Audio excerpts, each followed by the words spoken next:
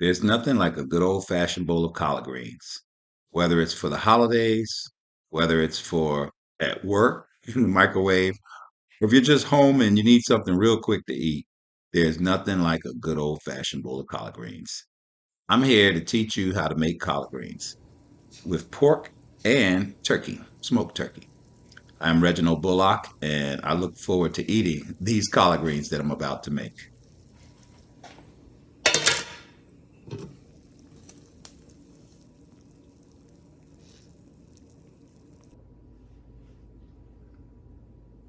I have been asked to make collard greens for Thanksgiving at my son's house. So I bought 25 bunches. This is about a bunch. This was $1.19 a piece. So I have 25 of those. And I filled water up with in the sink. Put, a little bit of bleach in there. I don't measure. I just throw it in there. And at this point, I am cutting out the stem. It's a preference. Some people like the stem. Some people don't like the stem. I prefer not to have the stem. Some people may say, okay, there are nutritions in the stem. I agree, there's nutrition in all parts of a vegetable. But I get nutrition from all kinds of places. So I don't want the stem in. And therefore, I cut the stem out. And that's how you cut the stem out. You just take the knife, slide. I just pinch that. Some people cut it. But after you've been doing it for a while, you don't really have to do it. Years ago, I would do it like this. I would slide it down here, cut across there, and pull it out. But over time, I realized that if I cut it real close like that, I can just twist it right on out. So that's part of the preparation for cutting collard greens. Now what I'm doing is I'm throwing them in the water where the bleach is. So they'll sit in there and soak, and then I will take them out and put them in this tub right here. And I have this by the time I get to it, this tub will be ready too. I'll clean this out and put the collard greens in there. And that will be phase one. I probably should have videoed this earlier, but I did get ahead of myself. In this pot is a bunch of smoked turkey necks and smoked turkey wings. Put a little bit of garlic in there and a little bit of paprika, and I will season it to taste later. But when you make this, there is no special ingredient that you have to have in there. I have onions that I'll probably put in later. You don't have to have onions. You don't have to have all the ingredients that some people say. I know there are people who just put smoked turkey and water and greens and let it go. And then when it's time to eat, they doctor it up. I doctor mine's up with hot sauce and vinegar. And for those people who eat pork, I kind of grew up in a southern household. My mom cooked on Sundays like most, and these are ham hocks. So I'll do both. I'll probably give these away. I know my neighbors, they like my collard greens, so one would love to have one of these ham hocks in their collard greens. So their collard greens will be with ham hocks, while the other is with smoked turkey neck. So it's a pretty big pot. So here we go. The next phase is the double rinse. Remember, these were already cut by me. Took the stems out. And then I put them in water that had bleach in it. That's to get any parasites and any type of bacteria off of the collard greens. So now I have them soaking again in water because this water is getting the bleach off. Then what I'm going to do is transfer it from here to here so that I definitely have all of the dirt, the bleach, parasites, and everything else off. And then I will start cutting. Cutting collard greens actually can be therapeutic and fun. Have a good sharp knife and find your rhythm. Once you find your rhythm, you can slice through these collard greens and pop these stems out in pretty much quick order, like I'm doing right now. I like cooking, and collard greens is just one of those things that I like to cook. I like to cook anything on a grill, a smoker, on the fire, you name it. If it's meat, I cook it. So today I'm cooking collard greens. But I tell you what, I wish I could show you how I cook my grilled chicken. Maybe I'll do that one day. Meanwhile, when you are doing these collard greens, make sure you transfer them right into that water with the bleach in it so that it can get rid of those parasites and the other germs and bacteria that may be on them so that you can have good, clean collard greens before you start.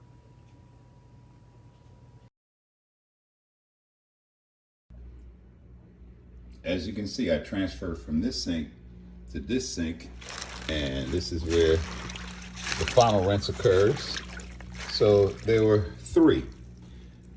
It was first in this sink, if you recall, with bleach after I cut.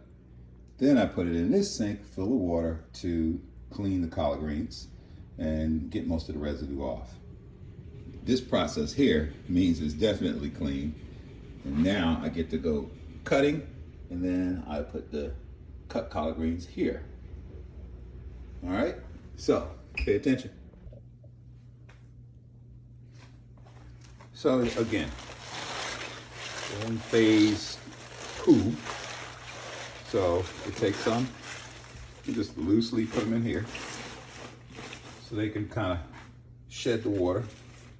Then we'll take a few leaves. I'll show you another technique, like this, like that, like that. Then you just kind of lay some more in there, more, and more. You roll the leaves, roll tightly, and cut.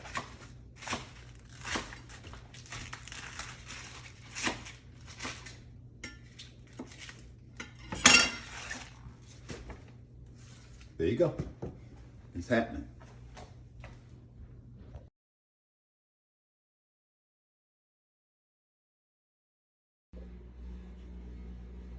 This piece right here takes a little finesse.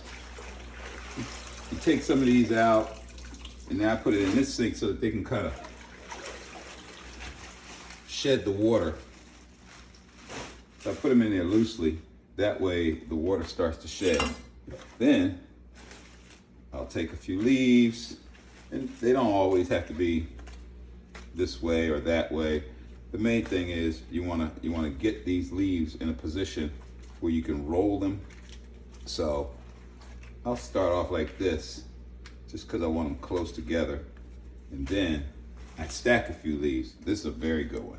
And this right here, this is a good bottom leaf. So let's transfer and do like that. That's a good bottom leaf. And you take the leaves like this. And there's no rhyme or reason. I mean, but here's what happens. You roll them real tight, just like that. And once you roll them, I take the knife, do like that, like that, like that. Take the knife again, slice them like that, like that. Now you have cut collard greens. Do it one more time for you. Get a couple of leaves. I'm gonna stack them up. So when I'm really, like today, trying to get through a lot of collard greens, then you just go for it. And you stack them up.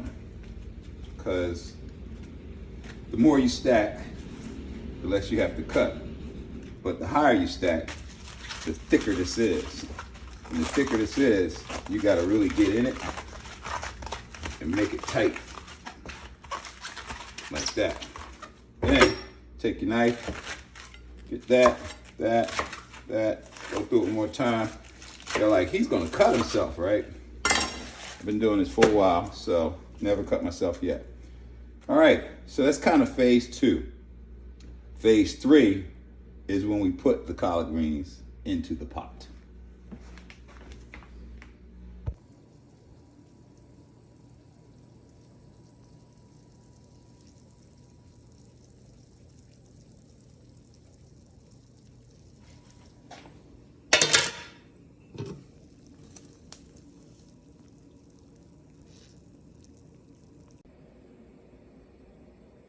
Once you finish cutting the collard greens, now the next phase, you know I'm making these phases up, right?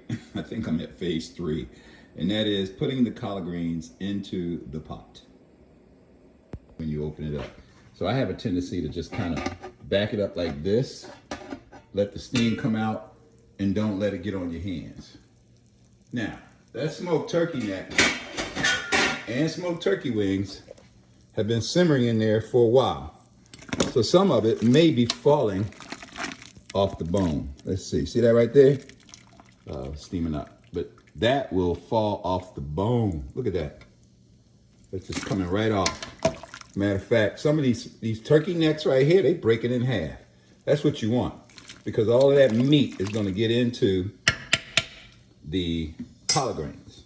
Now, let's look at the smoked ham hocks. These ham hocks right here are also probably falling off the bone, which is what you want. It's pork. I don't play with pork. If I'm gonna cook it, it needs to do right. Look at that. It's just falling off. I mean, I could probably just pop that off right here and off screen eat that right there. Look at that. Look, I mean, it's just falling off the bone. That's what you want. That bone in there, and that's some of the nutrients and the seasonings are in that bone that's going to come out into this stock. So I have a pork stock and I have a turkey stock. Now what I'm going to do is turn the flame up so I get this to boiling and hot, because I'm about to put these greens in there and I want them to jump in there and start doing what they do. Now I may take a little bit of this stock out.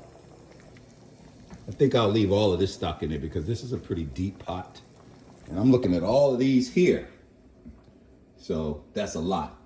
All right, let's work it out. Because I have so much in here, I decided I want to take some of that out and let a few of these kind of land on top or in the middle of the collard greens, instead of having all of the meat on the bottom. Wow, look at that, look at that. I mean, it's just falling off the bone. That's what you want. So I can't even pick this one up because it's just falling off the bone. So, oh, look at that bone. See that? Once you have a good stock and that meat is falling off the bone, it's going to have a relationship with those collard greens. Now, I still have enough in there, on the bottom. Oh, I'm getting hungry now. That I can actually leave them in there, put collard greens in, and throw some of this meat back in there, and that way I'll have the meat at different stages of the height, because I have a lot of collard greens. There you go.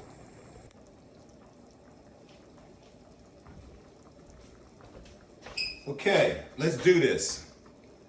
Let's do this. I probably should have introduced myself. I'm Reginald Bullock. And today, I'm Chef Bullock.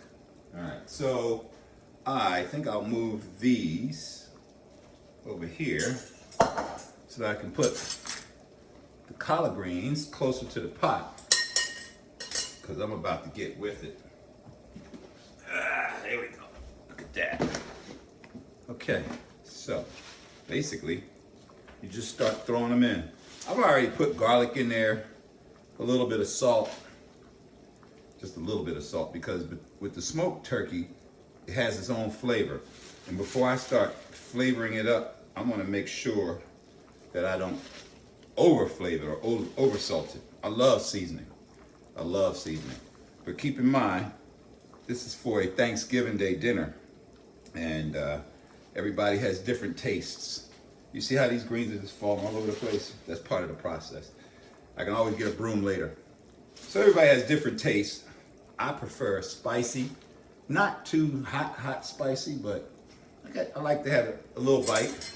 I may even put red pepper in there if it's just my own personal collard greens. I'll put some red pepper in there. Maybe even throw some brown sugar in there. Lots of garlic. You can hardly ever overdo garlic. I'll put another one in there. And the salt is sparingly because when these greens cook, for those people who know how collard greens are, that's just the first day. When you eat the greens the second day, after the seasoning has gotten all up in there, that's a whole different story. And then, when you eat it after it's been frozen, you put it in a frozen container, and you let that thing freeze for about, let's just say, a month. And then you go back to it, it tastes even different. So you have to be careful how you season it. I'll probably put some onions in there. I have a few types of onions. I can actually show them now. Probably rude being off screen, but it's my house. So I'll cut these up, but I don't want to put them in there too early because it'll just be too watery. So anyway, back to this. You see how many greens I have? I mean, look at this. I'm still stuffing them in this pot.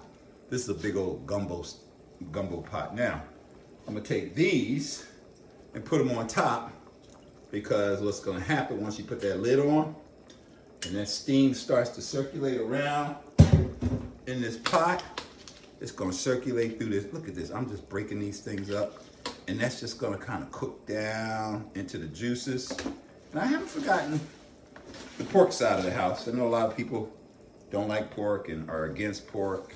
That's fine. I lived in Saudi Arabia for 3 years, and for 3 years I didn't eat pork. Actually, for probably many years after that. But I mean, it's your life, it's your body, and you can do whatever you want to do. So, my Aunt Trudy's 94 years old, been eating pork all her life. So, I mean, it's personal preference. So now, you see how I'm stacking it in there like that, real hard and high? For those of you who've ever cooked collard greens, you know these things are gonna cook down. And since they're gonna cook down, I figured, all right, I'm just gonna put them in there. And we work it out. Now, I'm topping it off. This is a lot of collard greens. I don't know what the volume is in terms of size, but I'll say there was 25 bunches. And I made a lot. Now, there's not that many people gonna be at Thanksgiving. But if I'm gonna make collard greens, I'm gonna make some for myself. And I'm gonna have a lot of containers. And I'm gonna have them in the freezer so whenever I want my collard greens, I can have them. All right, phase 3 is done. Phase 4 will be when I check it and I'll check the seasoning, make sure that, it's not overcooking. And I usually let it cook for about an hour and a half. A big pot like this, it'll probably be 2 hours. So it's still gonna have to take a while to get back up to the right heat. I'm gonna put it on simmer, not high heat like it is right now. And then once it starts simmering real low, I'll just let that run for about an hour and a half. Then I'm gonna cut it off. I'm gonna cut both of these pots off, and I'm just gonna let them sit there in their own juices for about 2 hours. Not even cooking. And then after that, it's ready. Now, it's ready for day 1. As I told you, collard greens taste better the second time around, the second day. And even a month later after you take them out of the freezer. But that's the process of cooking collard greens, and we'll see what happens. I just checked the collard greens. They're doing well and simmering.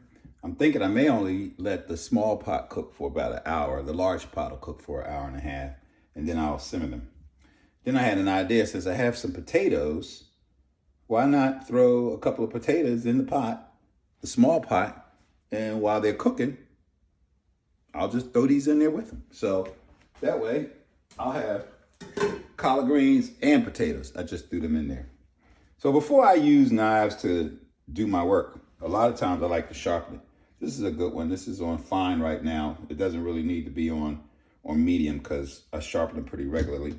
But I'll just go through them a few times to make sure that they are as we say, ready for Freddy. So that one's sharp. This one generally stays sharp, so I only need to pass it through there a few times. There you go. And I do have knife preference, so I use them for different purposes. What I'm about to do now is cut onions to put them in the pot with the collard greens. So it doesn't matter which blade you use, as long as you're comfortable with it. So I like these when they cut like this.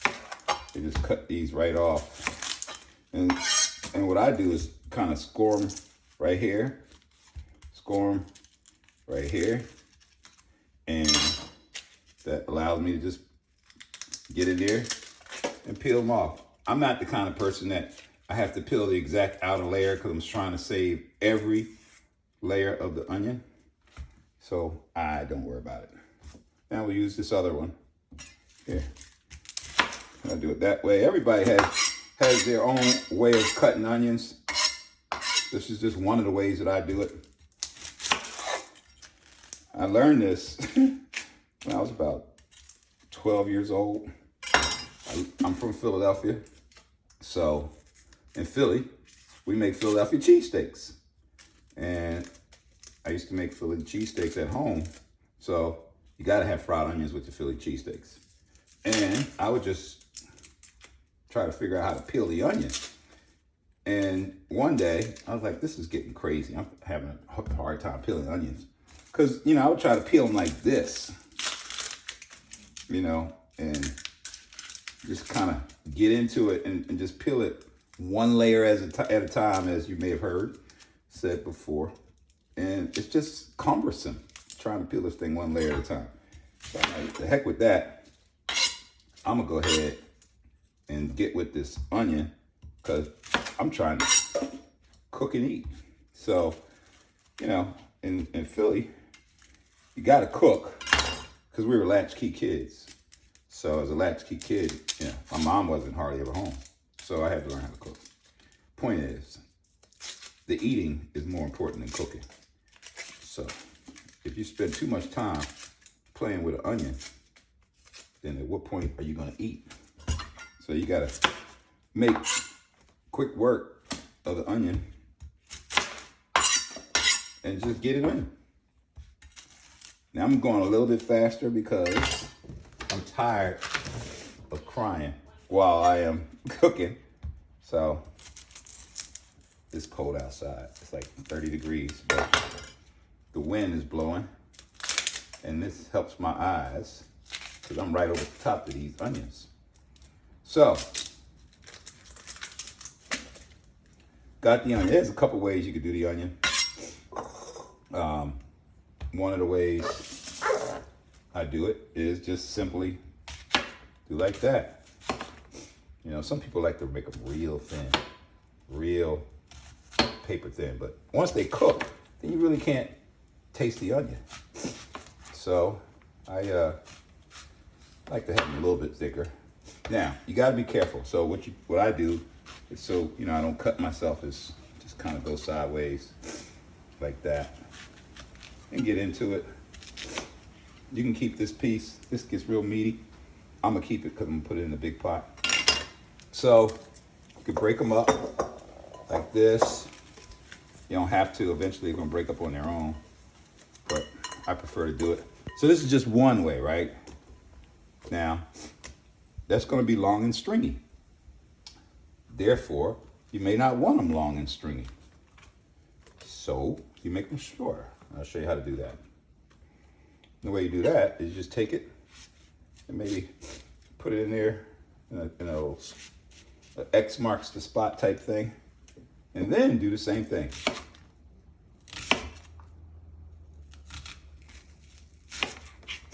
And now you have smaller pieces and they'll break up and you'll be able to manage with them.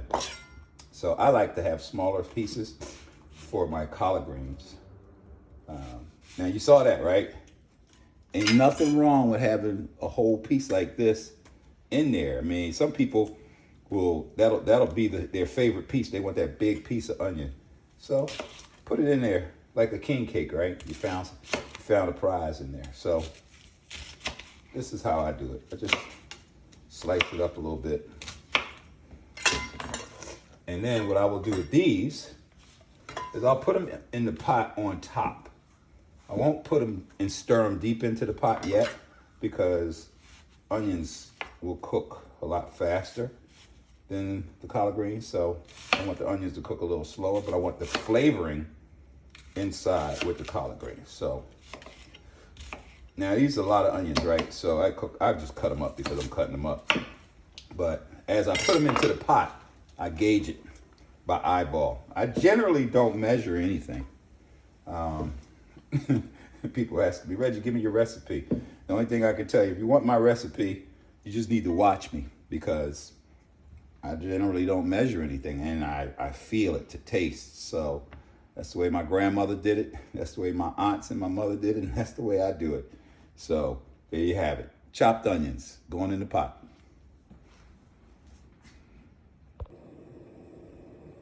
Okay, I'm back. That's a Maryland crab right there. Maryland blue crab, even though it's red. So it's time to do a quick check, right? And we have ham hocks and collard greens, and I threw 2 potatoes in there. And here we have smoked turkey and collard greens. As you can see, it's already cooked down. Remember, it was at the top of the pot. What else was at the top of the pot? Remember, this lid couldn't even go on hardly. And now look at it, it's cooking down. So, I already did a taste test. This particular pot, because of the ham hocks and all of the flavoring in them, does not need anything unless I want to give it a bite. And that means I might put some cayenne or red pepper, coarse black pepper in this one, and doctor it up my way for me. But I know my neighbor, he's going to have some too, so I need to be mindful that everybody taste buds are not the same because I like mine spicy.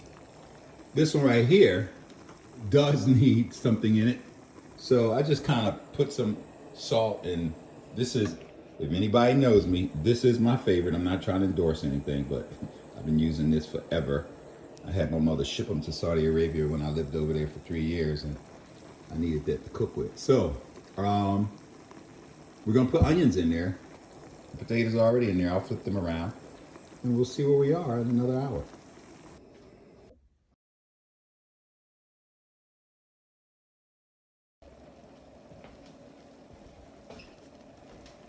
I know I said see where we are in another hour, but I wanted to make sure that I got this done. So this is a ground pepper. I'm not using coarse pepper for here. Again, this is going to be feeding a lot of different taste buds. So I'm only using ground pepper, and I'm not putting a lot in there, even though it looks like it. This is a big pot. It'll cook down. And this is coarse kosher salt. This coarse kosher salt just allows me to see it better, and it allows it to kind of slowly release itself into the pot. And just because I'm Reggie B, I gotta do this. I can't cook anything without using my favorite seasoning oil. So now I'll probably end up putting more in there later on, but I always do it to taste, and I taste my food all of the time. So now let's put some onions in there. Let's start with this one, because this right here is going to cook pretty quickly. And I want the long onions. Those are on the bottom. And it's going to cook fairly quickly, which means it's 11 o'clock right now. Guess what I'm going to have this afternoon? So, I like onions. So, I like onions. And this here, we'll just kind of put them all in there. Now, y'all make sure you wash your hands all of the time. Off camera, y'all haven't seen me, but I'm a stickler for that kind of thing. Wash your hands, and I'm washing everything else. The knives, I've already cleaned them and sharpened them. And then I use this. So you see 2 of them there, but you do use that to taste. And this here, Let me see what this potato looking like. All right, got a hot potato. So what'll happen is the onions will start to cook down and they'll start to talk. And so will these. This is a bigger ladle. These onions will cook down and start to talk. I'm turning this around because I did put seasoning in here. So I do want that seasoning to kind of get down a little bit. And then the other thing is I want to go all the way down to the bottom and bring the bottom to the top. Take the pot. All right, I got to get with this. So I have to get with it. Got to put a little bit of muscle action into it and make it work.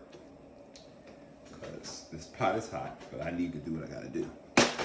All right, now I can put some muscle into it and get in there and take it from the bottom to the top. And while doing that, what's happening is the meat is breaking up off the bone.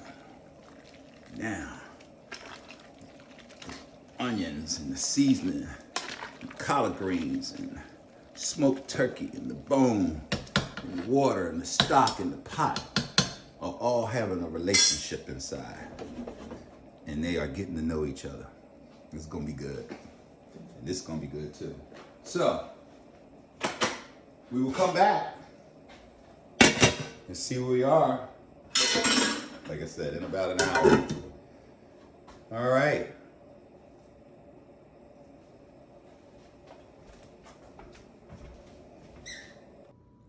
The time has finally come. I'm telling you, I've let these collard greens kind of sit in their own juices for a while. I stir them, turn the heat back up a little bit, and just, let them do what they do. So let's find out what we're working with. Remember, you hold the lid close to the pot so that the steam and everything doesn't burn you. And you can see it has cooked down quite a bit. So let's check it out. I already tasted it, and I like the taste. Yeah, this is good. This is real good. So now let's check out this one here. I'm gonna change spoons and grab this one. Okay, let's see, it shouldn't be too hot. Angle it so you don't get burnt by the steam. Oh, look at that. You see what's going on there? Onions, smoked ham hock. Oh, they're just falling off the bone. Man, this is good. Let's find one of those potatoes. There we go. There's a potato right there. Let's see if it's done. Oh yeah, that potato is done. It just sliced right in half. So we're good, we're good, we're good. Not bad, Reggie B, not bad.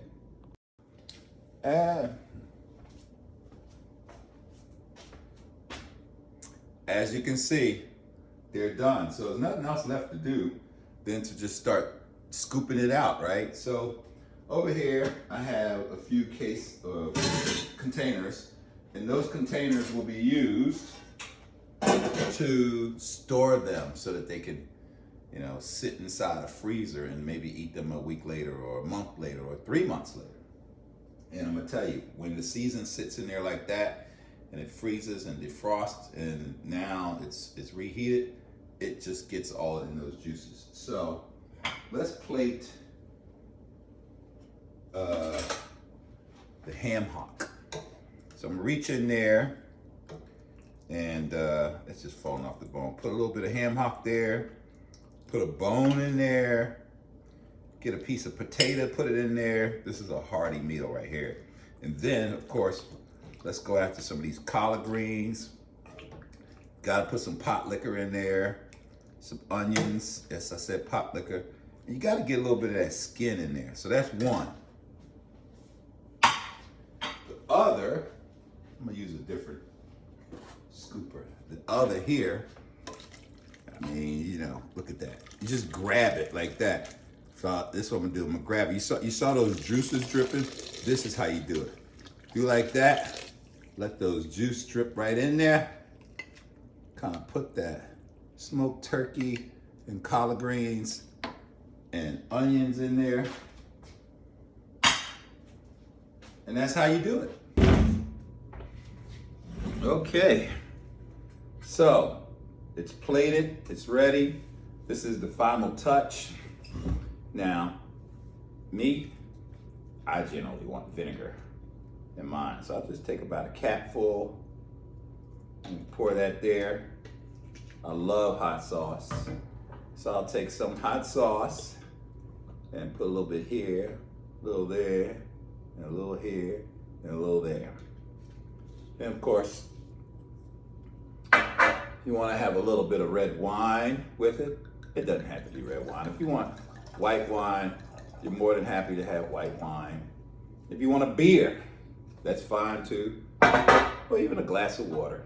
I just decide I want a little bit of wine here. Okay? And then what I'm gonna do is mix it up a little bit. Mix that vinegar, that hot sauce. This is the best part, the eating, right? So let's see here. Now normally, I have a fork in the left hand, knife in the right hand, but I don't even need a knife. So I'm just gonna go at it aggressive style.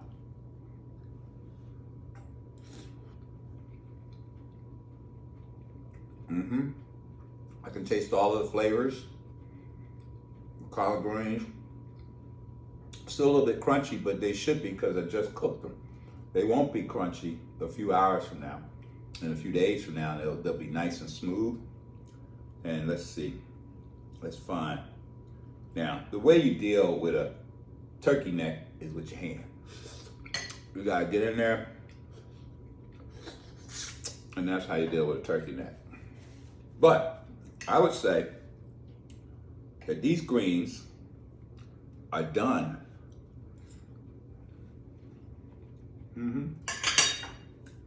I'm just Reggie B at home cooking. It's what I do, and this is how I do it.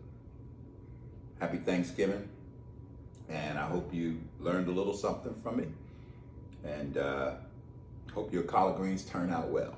Thank you.